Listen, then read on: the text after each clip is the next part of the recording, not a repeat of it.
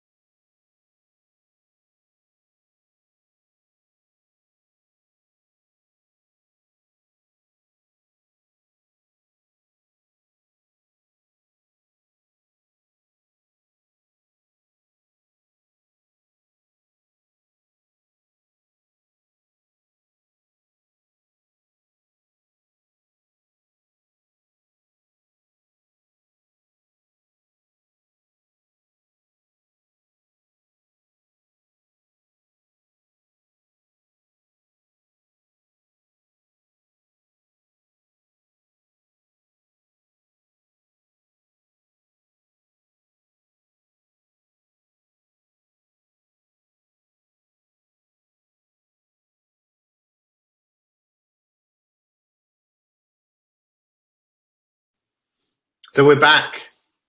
We're back, everybody. I'm now going tethering on my 4G device. But you know what? I'm really pleased that happened, because again, it's a test, right? It's a test. When we talk about mindfulness, maybe this will happen again. I take it you can all hear me. This is a few things that I've been really, really aware of and making notes about. So let me just tell you something I've been working on, right? Which is mindfulness. Why would you want to learn mindfulness, right? Why would you want to learn it? Well, it's about keeping your attention. How many of you would like to learn how to keep your attention?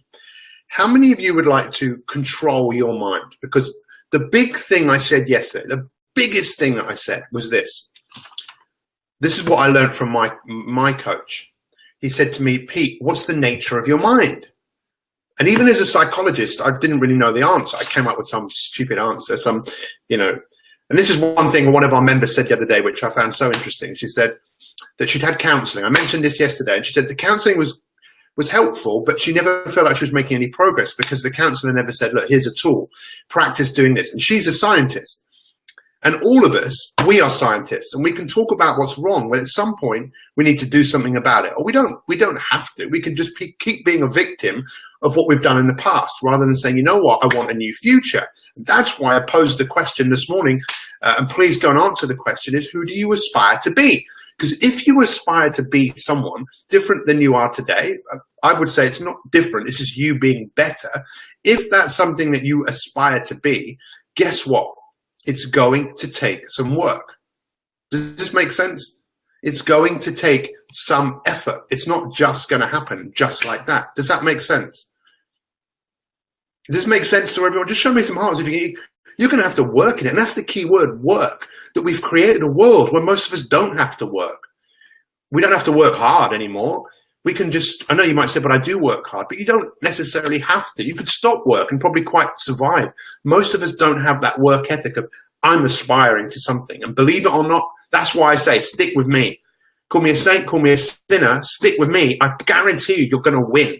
Win, win, win, win, win. What does win mean? It means being successful. It means being happy. It means fulfilling the potential that you have. So mindfulness is about your ability to control your mind. But to understand what your mind is doing, your mind is playing tricks on you. That's what it does. I want to show you, I want to give you the tools, I want to give you the confidence, I want to inspire you for you to go, I can do something about this. Say it with me now, I can do something about this. How many of you could say that right now? I'm in control. Let's stop talking about this stuff and let's practice it, because the difference between who you are and who you want to be is what you're doing with this. It's not intellect. It's not wisdom. Wisdom can help. It's where you are focusing your attention. So where mindfulness can help, it can help in controlling your attention. It can help you to manage your emotions. And these are some of the things I wrote down this morning. It can give you a sense of betterment, of well-being. It can help you. But this is what I want you to think about, right? Become aware. And this is what we said, yes. What are you feeding your brain, right? Just imagine that you were feeding a dog, right? This is what I want you to think about today. What are you feeding that dog, right? So we have a cat. Very rarely do we feed the cat anything dairy. Very occasionally it might lick some cream. It loves it, but we don't feed it because it's probably not the best thing to give it. Write down, there's no wrong or right. I know where you to go. I'm just feeding my brain negativity all the time. Look, that's something you've practiced doing. That's something you're good at. Once upon a time, you didn't do that. Once upon a time, you weren't hard to yourself. You didn't feed yourself negativity, worry, stress, anxiety. You didn't do that. It's something you have practiced doing. How many of you, put your hands up, put both hands up if you say, you know what, I want to practice focusing my attention.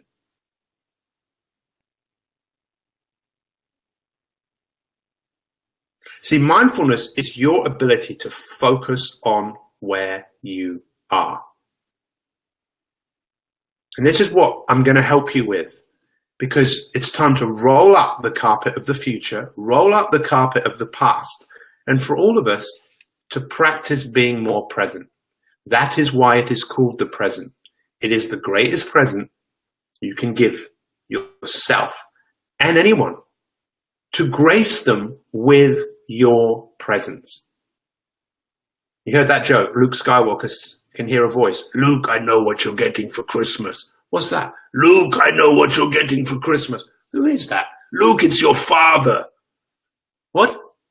Luke, I know. How do you know what I'm getting for Christmas? Because, Luke, I felt your presence. If you want the world to feel your presence, then you need to be present. And of course, there are techniques to do this, and I can share those with you. Those of you that are our My365 Elite members, those are the meditations in the members area. That's what they're designed to do. Yes, of course, meditation is a very powerful tool, but meditation is about focusing your attention and becoming mindful. Mindful, think about what does mindful mean for you? What are you filling your mind with? So take some time over the next few days to become aware. I'm filling my mind with what's wrong. I'm filling my mind with social comparison. I'm filling my mind with I'm not good enough. I'm filling my mind with procrastination. That is why the 5, 4, 3, 2, 1 is so powerful, because it gives you the opportunity that when you notice your mind is doing something, that you can go and do something else with your mind. Awareness is the key. You can say, I've got such an active mind, I need to do, that's okay. So my challenge for you today is this. Count your blessings.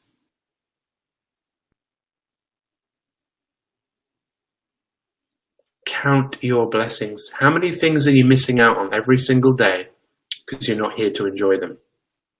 How many things? I can be and have been very guilty of this. The story of my life has been, in many cases, I'm always doing something when I'm doing something else. When I'm doing something, I'm doing something else. This is our job. This is the thing I'm asking you to do, my friends. Recognize when you're being off, being on. Write that down. When you're being off, being on. You see, when you're coaching, and I believe I'm one of the best coaches in the world, that's what I've spent my life perfecting, that as a coach, as your coach, as someone who cares for you, you've got to take some responsibility in this coaching process to become aware, because my goal is to make some of you, maybe even all of you, who knows, very strong mentally, for you to be a warrior of this time, for you to be able to practice focusing your attention to the point where things happen in your life, you can deal with them. Who's excited right now? Recognize when you're off, being on. So today, if you're drinking a cup of coffee, or you're doing the ironing, or you're doing the washing, or you're talking to someone, see if you can really be there. And when we talk about counting your blessings, look around you and become aware of the things that you are truly grateful for. Because when you become aware of the things that you're grateful for, you are present. Does this make sense? Of course you needed to hear it today, Simon. That's why you're here. And I'm glad you're here, because I'll be here every day. But will you? And if you're watching this on the replay, please share it. We had 52 shares yesterday. And I really appreciate that, because I know people need to do this. You see, when we're looking at why people suffer in many cases with anxiety, depression, people suffer with stress, is they just have forgotten how to control their mind, how to be mindful, how to train their brain. Once upon a time, you didn't even need to train it. When you were very small, very young, you could go and smile like that. You had the focus of your attention. Thank you very much, Shaz. I really appreciate it. Let's become warriors. Let's become people who just can manage ourselves better. Who's excited by that? Who is excited about becoming a better version of you? You can do this. You know you can do it. This is why for a lot of you, this is resonating. You go, wow, you're really talking to me. I am talking to you. I'm talking to you, Jill. I'm talking to you. I'm talking to every single one of you. Thank you, Carmen, because you're someone, Carmen, who is a pleasure to coach, because you go away and do it. So in summary, my friends, what am I asking you to do? Become aware of what you're feeding your brain. There's no right, there's no wrong. Count your blessings. Become aware of all the things around you that you're grateful for in your day-to-day life. And when you're doing something today, grace that with your presence. Roll up the carpet of the past, roll up the carpet of the future. Being aware of the future and where you want to go is important, and seeing it, but then roll up the carpet and be where you are. Let the future be on the magic carpet of life. Yes, Aladdin in the magic carpet. Aladdin, who was on the magic? Whoever was on the, Aladdin had the lamp, right? You want to rub the lamp? Be on the carpet. I think he did have a carpet, didn't he? The carpet isn't really long. It's here. This is it. There's the future. The past is over. Hooray! Thank you very much for showing up today. I'm sorry about the intermittent thing. Guys, if you haven't checked out the summit, click on the link in the post. Because, listen, one of the great things about this event that's coming up in September, and tickets are selling fast, which is amazing, is that you are going to have an opportunity to show up somewhere being a better version of yourself. And that should be a date in your diary when you walk through that door at that summit and you hear the world-class speakers that we have, you are a better version of who you are today. You've got a few months to really go to work on yourself. Thank you so much. It's great to see all your comments. Thank you so much, Matt. Wise words. Happy birthday, Melissa. A big happy birthday to Melissa. Guys, if this has been enjoyable, show me some hearts. Let's share it, get it out there. Like I said, 52 shares yesterday. Let's have more than 52 shares.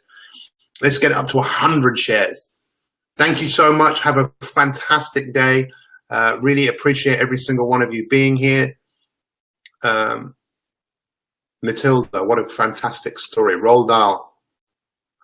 I'm going to stop and breathe today. Thank you, Sarah. Yes, there are no issues. There are no problems apart from the ones that we make and keep alive in our life. I'll be thinking of all of you today when I'm inspiring 400 teachers. And I really appreciate every single one of you showing up. Have an awesome day. Thanks for listening. Thanks for watching. And we'll see you tomorrow. Tomorrow I'm going to give you a few tools that you can start using. But the best tool is to be grateful. The best tool is to be here right now. So if you're washing up today, wash up. Don't do anything else. Just be aware of what it is you're doing.